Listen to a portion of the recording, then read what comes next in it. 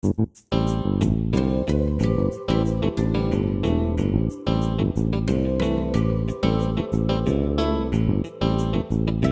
morning, Hoosiers, and welcome to Times News 24/7, brought to you by the Noblesville Times Online in living color from the Times studio. I'm Stu Clampett with your top headlines for Monday, June 20th, 2011.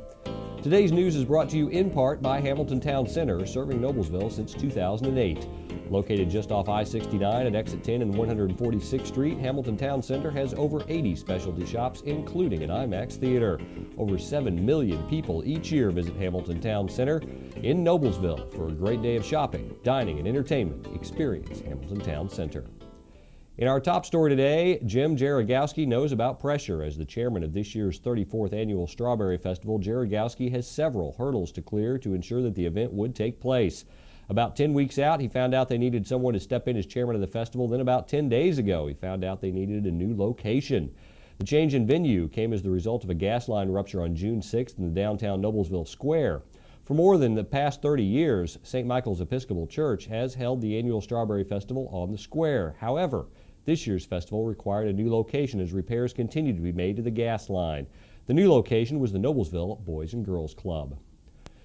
In a news update, 1 week after Dorothy M. Hurd disappeared, Noblesville police continue their investigation into the case, though no searches are pending at this time. Over the weekend, the department wrapped up 2 days of searching in and around the Mississinewa Reservoir in Wabash and Grant counties. The Noblesville police have also searched Overdorf Lake and surrounding areas near Arcadia.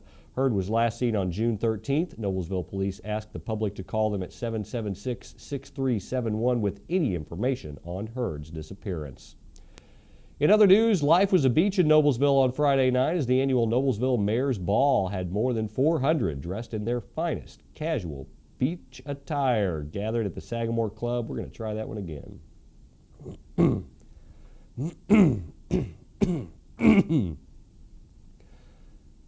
Life was a beach in Noblesville on Friday night as the annual Noblesville Mayor's Ball. More than 400 were dressed in their finest casual beach attire, gathered at the Sagamore Club in Noblesville for a night of dining, dancing, music, and more, while benefiting several local agencies which assist area youth. While raising money is the ultimate goal, raising awareness and letting the community know the resources, both in assistance and culture, that they can tap into. Mayor Ditzler believed that this was accomplished and that the final numbers won't be known until later this week, but the 400 in attendance made a significant difference for these organizations. Westfield officials have released the schematic design for the Grand Park Sports Campus, which will feature a full range of championship-level outdoor fields for baseball, softball, and field sports, including soccer, football, rugby, field hockey, and lacrosse, along with a multi-purpose indoor facility, common areas, and green space. The 350-plus acre sport campus will include 26 diamonds and 32 fields. The sports campus will accommodate teams and tournaments from all over the Midwest and beyond, with more than 250,000 sports visitors expected to participate or attend in events at the facility annually. The Indiana State Fire Marshal reminds everyone who purchases fireworks in Indiana to make sure they only patronize those retailers that have a certificate of compliance from the state indicating that they are authorized to sell consumer fireworks and that the facility has been inspected for safety. The Indiana State Fire Marshal's office is a division of the Indiana Department of Homeland Security. If a certificate is not displayed, patrons should ask the owner to produce it. If the vendor can't, you are recommended to report the lack of certification in the establishment to the State Fire Marshal's office at 232-1407. In other news, the Rotary Club of Sheridan took great pride at its June 14th meeting in awarding certificates of achievement to several Sheridan community members for their activities within the community as well as the world at large. Sheridan Rotary is a growing club in a progressive and growing community. For more information on becoming a member, feel free to attend the meeting. The Rotary Club meets at 6:25 p.m. every Tuesday in the community room of the Sheridan Public Library, located at 103 West 1st Street in Sheridan. Stay tuned because Paul Poteet, Indiana's weatherman, has your local forecast, and your local sports are coming up right after that. Hamilton Town Center is a Simon Property Group open-air mall, open in Noblesville since 2008. We're located just off exit 10 at I-69 and 146th Street. Hamilton Town Center showcases over 80 specialty stores, including an IMAX theater, JCPenney, Old Navy, Bed Bath & Beyond, DSW Shoe Warehouse, and Banana Republic. We also have a Stone Creek Dining Company, Moe's Irish Pub, Red Robin, and more. Over 7 million shoppers every year visit Hamilton Town Center.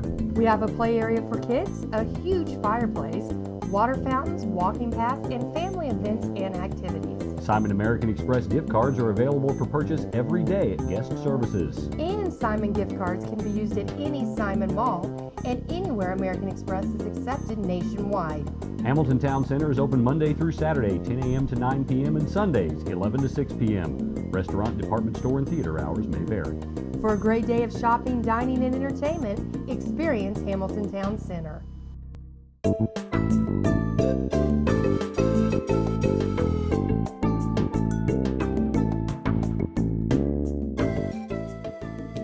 What a wake-up call. Monday started off with showers and thunderstorms in Studio B. I'm Indiana's weatherman, meteorologist Paul Poteet, with a story for Hamilton County today, and it is going to be a stormy one indeed, which means that my Father's Day present, I think I won't need so much of over the next few days. We've got some shower and thunderstorm chances daily at one point or another in the forecast.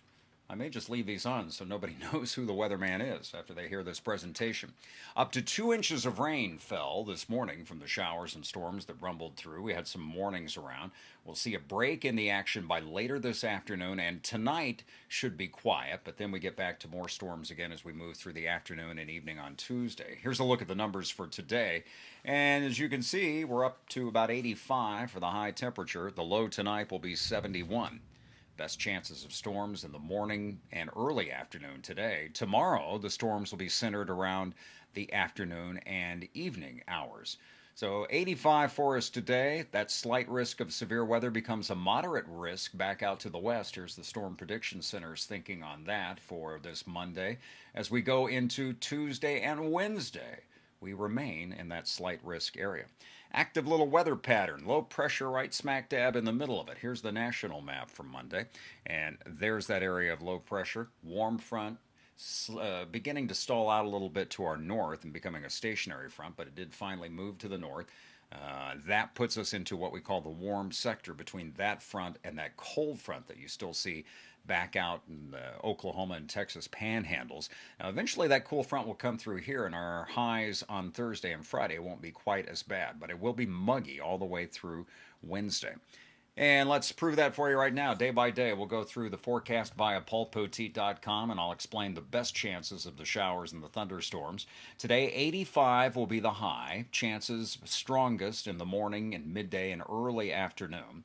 The low tonight, a muggy 71 degrees. And then for tomorrow, the shower and storm chances are mainly in the afternoon and evening, with Tuesday's high temperature going up to a sticky 90. Tuesday into the nighttime hours, it'll be stormy. Wednesday all day long, we've got a chance of storms, high of 85. And then not quite as warm, a chance of rain, 79 on Thursday. And I think the sun will come out Friday through the weekend. Looks good for next weekend. 74 Friday, 79 Saturday, and 81 on Sunday. Can I still show my face in public? I hope so, because you're going to see it here, along with the latest Hamilton County news and information.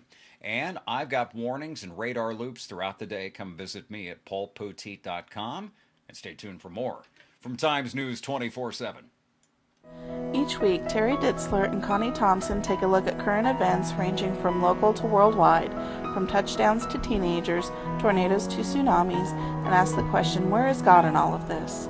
Connie is the pastor and Terry is the intern pastor of New Joy Lutheran Church, located at 316 West 156th Street in Westfield. You can email them at joy@thetimes24-7.com. The journey begins only in the Times.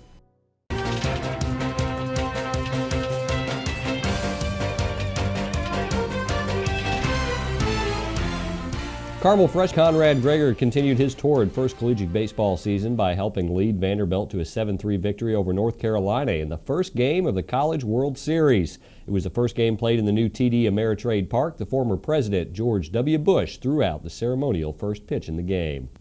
In other sports news, Noblesville's Ashley Prang is still holding on to an opportunity to play in the LPGA Tour after last weekend's Tate and Lyle Players Championship in Decatur, Illinois. Prang finished tied for 16th at the event, which is considered the LPGA Futures Tour's major championship. She finished the event with a 4 under par 284.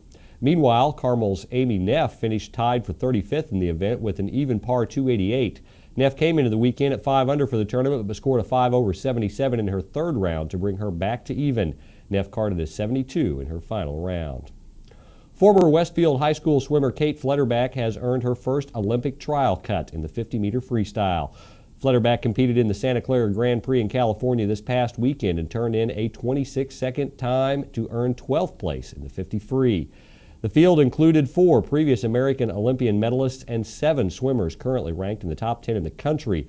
This event so far this year, the Olympic trials for the swimming will take place in Omaha, Nebraska next summer. Today's news was brought to you in part by the National Guard. In the National Guard, you serve your country as a soldier and you serve the people of your community. In the aftermath of a natural disaster, you bring food, supplies, medical aid, and most importantly, you bring hope.